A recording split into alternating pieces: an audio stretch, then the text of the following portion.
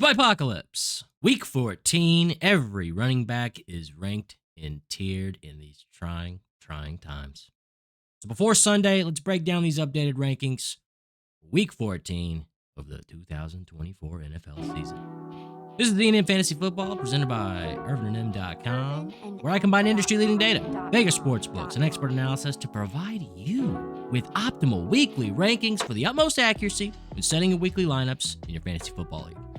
I'm writing this on Tuesday night for Wednesday's video. Expect more videos every week for the other unit groupings like wide receiver, quarterback, and tight end. And click the playlist in the top right so you don't miss out. The BYEPOCALYPSE is upon us once again, and as if that wasn't enough, it's also the last week before playoff. There's no Ravens, Broncos, Texans, Colts, Patriots, or Commanders. The S tier is more than 90 yards. There's 5. Saquon Barkley, 122 over under. And 147 total yards per game. They are 12-point favorites in this one versus Carolina Panthers. He's going to decimate. He's going to absolutely decimate. Oh, it's going to be so bad. Alvin Kamara, 113 over under, 112 yards per game. They're 5-point favorites versus the Giants, 29th ranked run D. Carolina, by the way, is 32nd. Ugh. Chase Brown, 97 over under, but 123 yards per game since he's been unleashed in the last 4. They're 5-point favorites against Dallas's 31st worst run defense. Devon Achane, 95 over under, but 101 yards in his last 4 games. They are 6-point favorites against the Jets and their 20th ranked run D. Bijan Robinson, even though his matchup is horrendous, he faces Minnesota's number 1 run D. He's still got 102 over and under. Still 106 yards per game. I mean, Vegas doesn't think that he's not going to be able to get it done against the Vikings, so I tend to agree. They are 6-point dogs. If you wanted him to be at the beginning of A tier, I wouldn't blame you. But these are your top 5 running backs for Week 14. They are your best running backs this week. They catch passes. They have good matchups with high implied team scoring totals.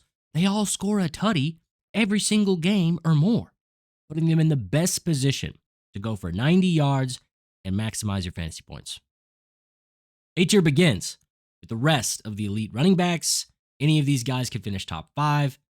They are projected between 80 and 90 yards this week by major sportsbooks. Jahmyr Gibbs, 88 over under, but 105 yards per game. Scores a touchdown nearly every game on average. Green Bay is the 8th best run defense, but you're not afraid. Lions are favored. They don't care what defense they face. They're going to pound the rock with the best running back tandem in the league. It's the highest scoring game of the week. It's going to be fine. Bucky Ervin at 7, 85 over under, 85 yards per game. They're 6-point favorites against Vegas, the 11th best run D, worst offense in the league. I mean, we've all been waiting for this moment all season. It's been a touchdown in each of his last 3 games, and 87 yards, 152 yards, and in his last game, 185 yards. Now, I'm not saying he's going to go for over 200 this week against the Raiders. 11th best run defense, but we aren't going to see less opportunities. That I can promise. Bucky has arrived. Lock him in. He's going to get the ball a lot. We'll go back-to-back with James Cook and Kyren Williams facing off this week. opposite sides of the ball. James Cook, 80 over under, 82 yards per game. Kyren Williams, 86 over under, 89 yards per game. I mean, this is kind of easy. James Cook scores the same amount of touchdowns as Kyren does, 1.2 per game. His yardage per game is just about the same. It's a little less, but the Rams are only 28th against the run. I mean, they're one of the worst. And that's not going to change overnight. It's the perfect game script for him to be utilized in, given the matchup, positive game script, as well as 4-point favorites in the third highest scoring game of the week. Rest assured. For Kyren, like we said, 1.2 touchdowns per game, nearly 90 yards per game. I mean, he gets the just below league average Bills run defense, so still a good matchup. This is a must win for the Rams. They've been on fire since Stafford is back. They're playing their best football. Is it going to be enough to win? Probably not. Vegas has him as 4-point dogs, but that's not going to stop Kyren from doing what he does in fantasy. All right, lock him in. Josh Jacobs at 10, 82 over under, 104 yards per game. So obviously they think the Detroit fifth best run defense is going to hold him back a little bit. But 82 yards is still excellent. He also scores a touchdown in almost every single game. I mean, the matchup isn't great, but he's on the other side of the ball in one of the highest scoring games of the week. You can count on him. Tony Pollard at 11, 86 over under, 87 yards per game. I mean, the total's not great. It's actually atrocious at 39 points. It's the worst of the week. But Tennessee is favored by 3, and the Jags are 24th against the run. We don't care about real life. We just care about fantasy. And Pollard's the foundation of the offense. He doesn't get enough respect simply because he's on such a bad team. But, this isn't real life. Lock him into your lineup. We'll go back to back again with opposing running backs once again. James Conner and KW3. For James Conner, 80 over under, 89 yards per game. Kenneth Walker, 79 over under, 81 yards per game. Conner gets the easier matchup. So he gets the edge in this one. The total's fine. The Seahawks are 21st against the run, so you best believe Conner is going to get a ton of work, and if you're lucky, a touchdown. KW3, he's got the tougher matchup against Arizona's 13th best run defense, but it's a close game. It's only a 2-point spread by Vegas. Even if he comes up short to only the 81 yards, you're all but guaranteed a touchdown with 0.9 on average per game, compared to Conner at only about 40%. So you're not worried about any of these guys. You feel great about all of this. B tier begins. The rest of the starting running backs, these guys are projected for 70 to 80 yards, and there's 7 of them. And I'll warn you, after this tier, it's going to fall off quick. The BYEPOCALYPSE is ruthless. We'll kick it off with ErvinandM.com. ErvinandM.com is my company my best friend and I started in 2020. We literally make everything ourselves by hand. We have earrings, rings, necklaces, bracelets, tie clips, apparel, and more. Over a dozen curated gemstones and 100 handcrafted products. If you need a gift or something special for yourself, use the promo code in the description, find something you love, and buy it today. Now back to the video. Support me, support you. Shop in my store. Buy a hat like this one.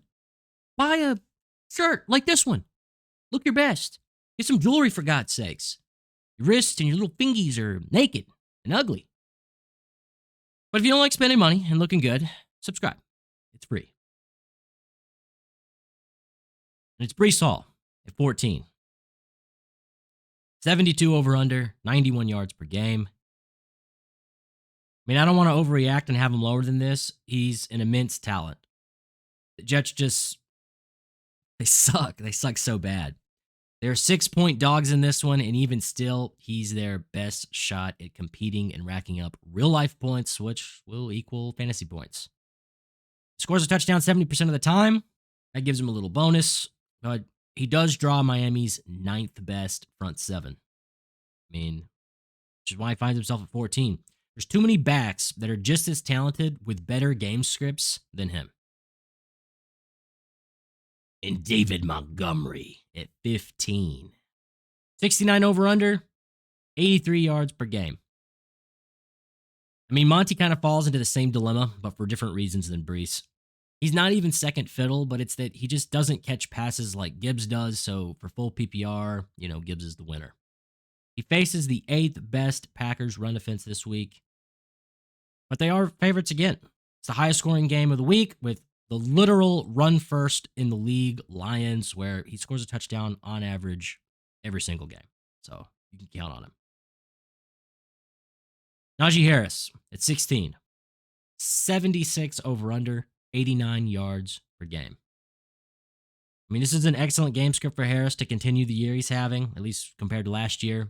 Steelers are on fire. They are 6-point favorites, and no longer do we see these horrendous low totals anymore. Browns are 23rd against the run. He's going to pound the rock. Aaron Jones, 17. 75 over-under, 93 yards per game. I mean, the Vikings are 5-point favorites in this one against Atlanta. I mean, their run defense is league average. He's down about 15 yards over expected compared to his average versus Vegas projections, but it's nearly a 46-point total. I mean, as long as he doesn't fumble the ball, he won't have to go to timeout, all right? So expect him to positively regress this week against the Falcons. 90 yards per game and a tutty 60% of the time is valuable. Rico Dowdle at 18.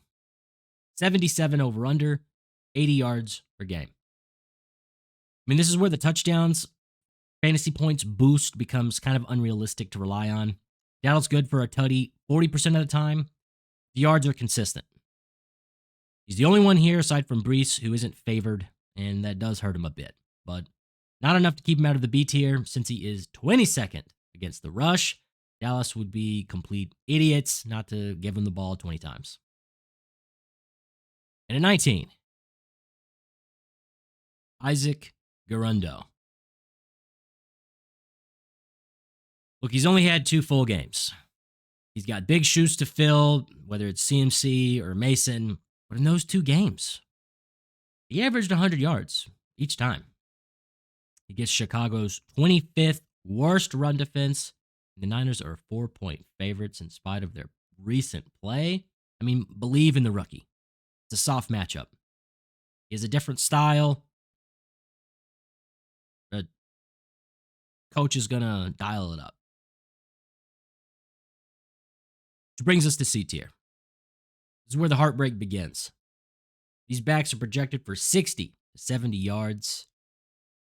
There's only 4. Isaiah Pacheco at 20.